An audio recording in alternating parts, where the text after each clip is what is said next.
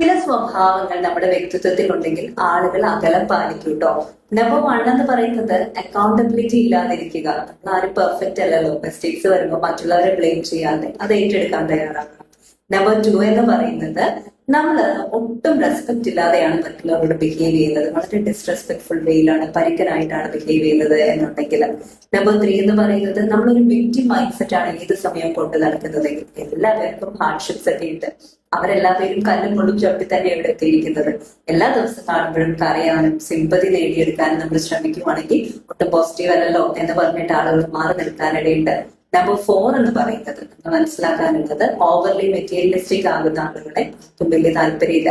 Nice ആയിട്ടുള്ള കാര്യങ്ങളൊക്കെ enjoy ചെയ്യുന്നത് നല്ലത് തന്നെയാണ്. പക്ഷെ ഓവർലി ആയിട്ടാണ് ആ ഒരു മെറ്റീരിയലിസ്റ്റിക് അട്രാക്ഷൻ പെർഫെക്ഷൻ നമുക്കുള്ളതെങ്കിലോ അതത്ര നന്നല്ല അല്ലെ. പിന്നെയോ ലാക്ക് ഓഫ് എമ്പതി. നമുക്ക് മറ്റൊരു വ്യക്തിയോട് തീർച്ചയായിട്ടും അവരെ മനസ്സിലാക്കാനുള്ള കഴിവൊന്നുമില്ല. അവരുടെ പറയുന്ന കാര്യങ്ങൾ അണ്ടർസ്റ്റാൻഡ് ചെയ്യുന്നില്ല. നമുക്ക് നമ്മുടേതായിട്ടുള്ള ഒരൊറ്റ കാഴ്ചപ്പാടേ ഉള്ളൂ. എമ്പതി ഇല്ല എന്നുള്ളതാണെങ്കിൽ അനുകമ്പയോ സഹാനുഭൂതിയോ ഒന്നും നമ്മൾ കാണിക്കുന്നില്ല എന്നുണ്ടെങ്കിൽ ആർക്കും നമ്മളോട് വലിയ സ്നേഹമൊന്നും ഉണ്ടാവില്ല. പിന്നെയോ നമ്മൾ ഏത് സമയത്തും മറ്റൊരാളെ കൺട്രോൾ ചെയ്യാനും ഒരു നെഗറ്റിവിറ്റി സ്പ്രെഡ് ചെയ്യാനും ശ്രമിച്ചു കഴിഞ്ഞാൽ ആളുകൾ നമ്മുടെ ദൂരത്ത് നിന്ന് കാണുമ്പോഴേ പറയും വേണ്ട വേണ്ട ഞാൻ എന്താ പോവാണ് ഡേ വരുന്നുണ്ട് എന്നുള്ള രീതിയിൽ അവർ മാറി നിൽക്കും അല്ലെ. പിന്നെ ലൈഫ് എപ്പോഴും ഡ്രാമ ഫ്രീ ആക്കി വെക്കുക. ഒരു സീരിയർ ഇമോഷണൽ ഇന്റൻസിറ്റി ഒക്കെ നമ്മൾ എപ്പോഴും കാണിക്കാൻ വേണ്ടിയിട്ട് ശ്രമിക്കുകയാണെന്നുണ്ടെങ്കിൽ ആർക്കും അത് ഇഷ്ടാവില്ല. എപ്പോഴും ഗോസിപ്പിംഗിൽ ഇൻവോൾവ് ആകുന്നത് അങ്ങനെയൊക്കെയുള്ള പല പല കാര്യങ്ങൾ. ഒരു കാമൻ ക്വയറ്റ് ആയിട്ടുള്ള ഒരു ഡേ നമുക്ക് ഒട്ടും ഓക്കെ അല്ലെന്ന് അവർക്ക് തോന്നിപ്പോകും. ഡ്രാമ ഫ്രീ ആയിട്ട് ലൈഫ് കീപ്പ് ചെയ്യുക.